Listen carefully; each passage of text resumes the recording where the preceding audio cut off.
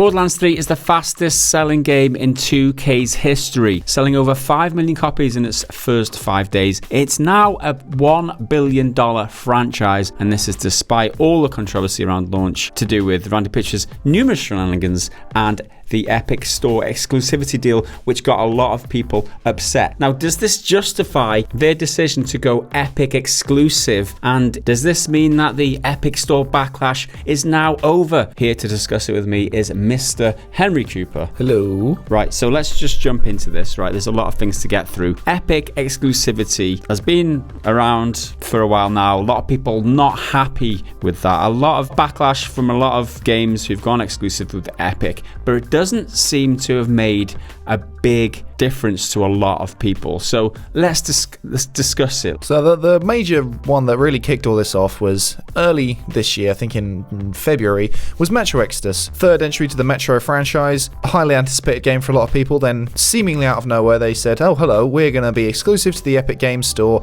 we're not going to be on Steam, so you just got to deal with it. People got upset, quite rightly so. They pulled the pre-orders, which was a bit dodgy. Ultimately the game still did really well, managed to outsell the previous one in the franchise, Metro Last Light, by 2.5 times as much. More than twice the sales for Metro Exodus. That's despite being on the Epic Games Store. Yeah, exclusive. And a lot of people around launch were upset that they weren't going to get their game on Steam. They even allowed people to pre-order on Steam and they had to give the money back and cancel. And Steam, actually, Valve came out with a statement saying that they thought it wasn't fair and this and that. It caused a huge controversy. But that was like one of the first ones, right? One of the first certainly biggest. The first big one. It's not a one-to-one thing saying, oh, the Epic Store, it's just as good as Steam. Doesn't matter, people still buying on it because obviously market conditions were different. Levels of game saturation, because now there's a million games around, so that would have made an impact. But there's also brand recognition for the Metro IP.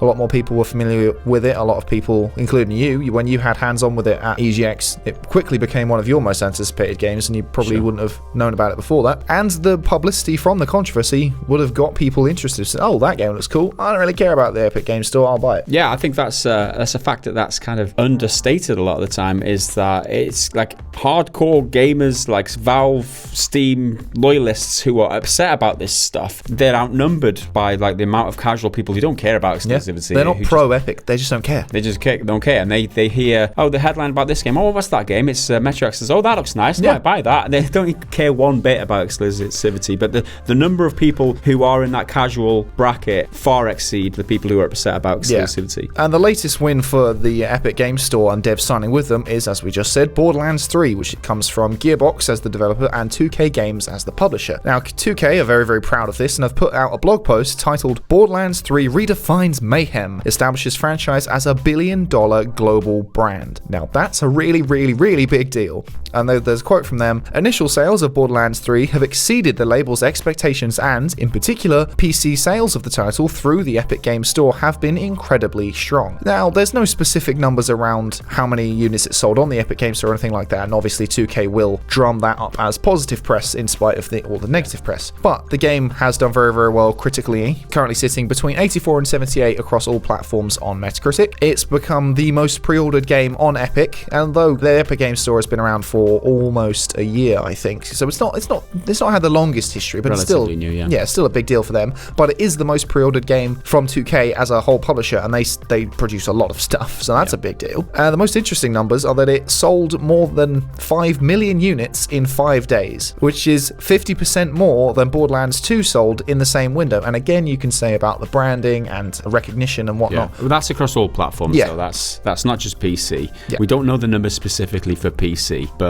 all indication is that it sold really well. And I would guess somewhere around 2 million copies. That's my guess. Okay, don't hold me to that. That's just plucked out of thin air, basically. And this is all despite of the bad press, which again probably would have raised the profile of the game of people who didn't already have their eye on it. I won't dwell on it because we've dwelt on it many times every time something's come up. There was the Submatto thing with private investigators getting sent to this YouTuber's house. There's Randy Pitchford leaving memory sticks with questionable content around in different restaurants. A court case with Randy Pitchford surrounding the payment that Gearbox received that he diverted funds. All sorts of controversies and thing is going around in the press, doesn't seem to have affected the sales one bit. Not at all, because it's become the fastest selling PC game from 2K Games. It's got over 14 million hours of watch time on Twitch, which is becoming a really important metric, especially for games like this with a multiplayer component where they're kind of looter shooter type things. And as the title said, Borderlands as a franchise has generated 1 billion in net bookings, and it's the second 2K franchise to do so. And that first one was obviously GTA 5. Well, with GTA 5 and the GTA franchise, we're generating 1 billion. So it is literally a $1 billion property now. The biggest takeaway for me is that it's the fastest selling PC game from 2K Games, and that includes like the competition, which is GTA 5, and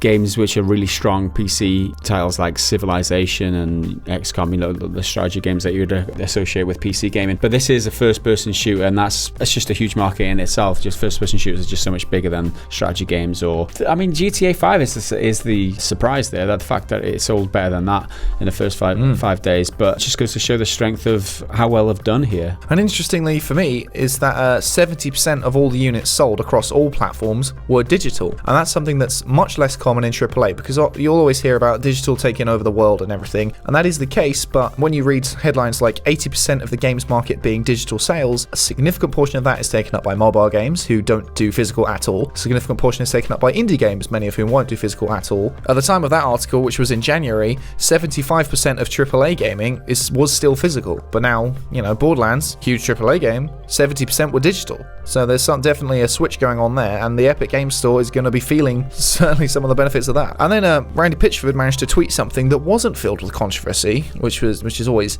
quite pleasant. So he tweeted around the time the game launched. Fun fact, on PC, the data is that the launch day peak concurrent players of Borderlands 3 is about twice as high as the all-time peak concurrent players of Borderlands 2.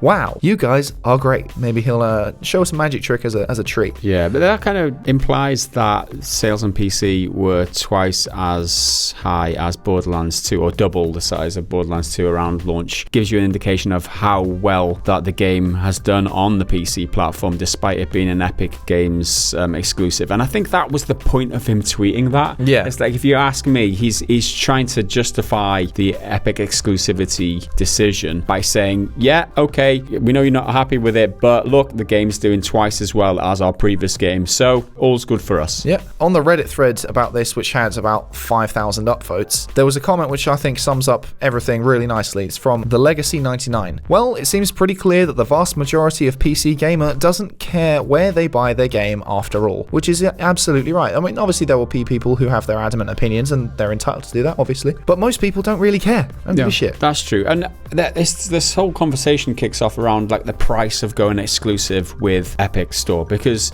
obviously you get a lot of money for it, and we don't know how much that is. Well, we do now, because Control apparently got $9.5 million from the exclusivity deal. So that is a huge amount of money, and we learned this a few days ago from a financial report on Friday through industry analyst Daniel Ahmad on Twitter, who translated the report from Italian. He said that the publisher 505 Games, or the parent Digital Bros, received the money, and that 55% went to 505 Games. That's 5.2 million euros. However, Games Daily Business they're saying that Remedy received the $5.2 million. There's a little bit of confusion there around how much Remedy received, but it's in the multiple $1 million of. It's certainly a sum. It's a lot of money, right? So that's the price of them. That's what they recouped from Epic for this exclusivity deal. They went on a 12-month Epic exclusive. Obviously, the price of that is risking pissing everybody off, or pissing off the Steam loyalists, the people who don't want to play it on Epic, people who are a bit skeptical about Epic. There's a lot of people who won't play on Epic for various reasons, or just don't like Epic for whatever reason.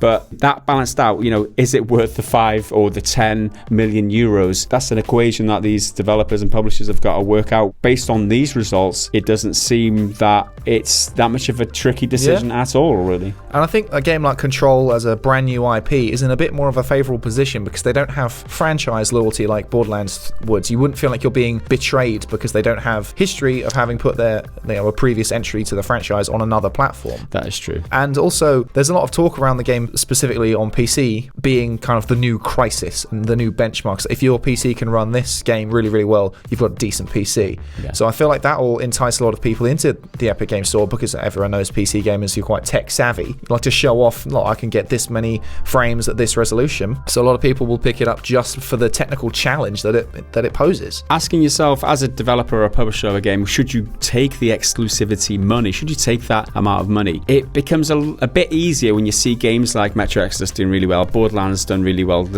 despite the controversy, and Control doing really well again, and you learn about the money that they're paying out for these exclusives. It's actually really exciting proposition for a lot of developers who do struggle with finances and revenue and things like that, because if you're a developer, you go long periods with low revenue while you're developing a game, and then you get a huge spike in revenue when the game launches. Now, operating a business like that, where your revenue is just like you get loads of revenue at one point, and then for the rest of the time, for like maybe even years at a time, you're getting very low revenue. It's a very risky proposition. Game development is a very financially risky for that reason. So being able to guarantee what we assume, according to quote from Remedy CEO, is something like 30 to 47% of Control's total budget, which he said in an interview back at DevCon 2019, is somewhere between 20 million euros and 30 million euros. So they got 10 million euros pretty much from just signing this exclusivity deal pre-launch. So they guaranteed that much money before even the game went on sale. That's a huge proposition for anybody who's scared about being able to pay the bills in a few months' time, or whether, if your game flops, that's a huge risk that you're taking, investing so much money in development of a game where you feel that, if it all goes wrong, you could make you go bust. Yeah, and that's the reason a lot of indie teams keep pulling on over to the Epic Store, because it's security. I mean, the whole point of you being an indie developer is that you're independent. You don't have the financial backing that a big, AAA game or even these smaller, let's say, AA games would have. You need the security, and that's something that the Epic Game Store offers more or less no strings attached. Because it's not based on the game's performance if you've got this big lump sum all at once. It's funny you said no strings attached. We actually know what the deal kind of entails thanks to Ben Wasser from Ooblets, who, by the way, Ooblets was a game that did announce Epic exclusivity and suffered a huge backlash from his community, two-person independent development team who got like death threats and a huge response to the exclusivity thing. But he said back at the time when he was justifying the decision that the fee paid by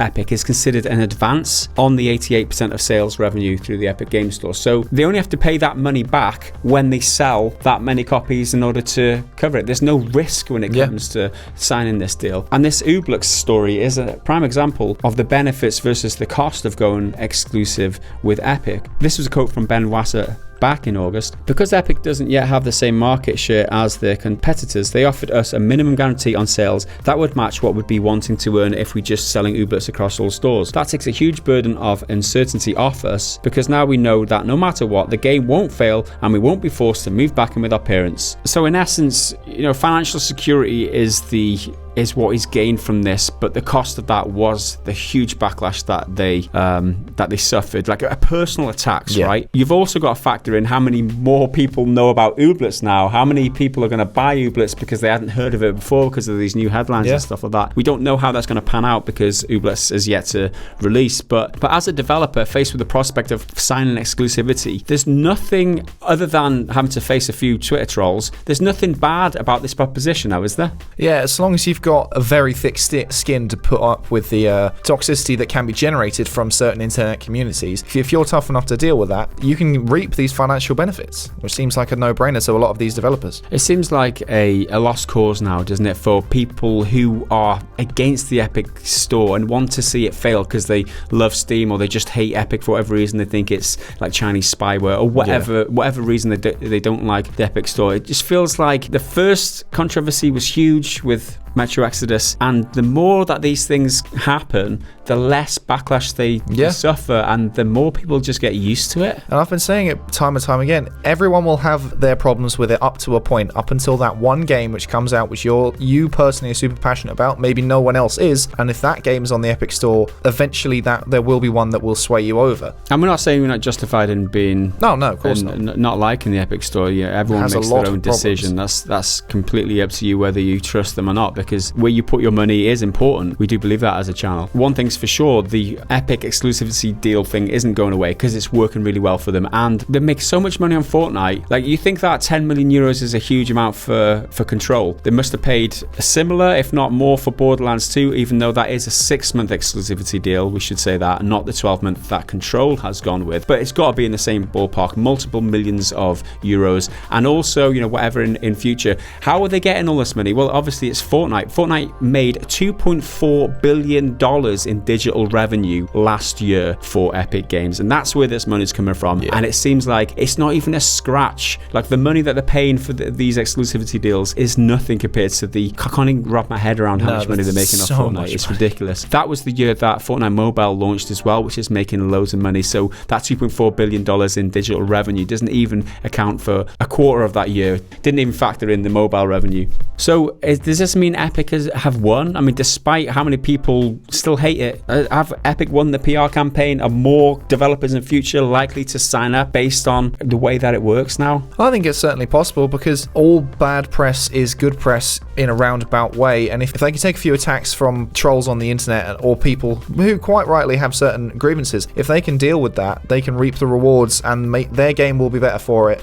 and they'll probably be able to go on and make even more good stuff. We're advocates of speaking your mind here on the channel. We always say, if you're not happy with anything in the industry, always speak up and let your thoughts be known. But it just seems like there's not enough people against the Epic exclusivity thing to make a difference anymore, because the benefits outweigh the costs for these developers and publishers by so much that it's just a no-brainer for them now. But there you go. There's our thoughts on how well Epic's strategy is actually doing, and the prospect for the future, and how well Borderlands 3 has done. So if you are a supporter of the channel and you want to support what we do, head over to patreon.com/prettygoodgaming. If you are interested in buying Borderlands 3 and you want to buy it on a PC, you can go to our link in the top of the description, Green Man Gaming. You'll get it for a cheap price, and we get a bit of a commission for the sale too, so that supports the channel also. Remember to like and subscribe and all that YouTube-y type stuff. Hit the bell if you want to be notified when we release our future videos. Thanks for watching. We will see you again next time. Bye for now.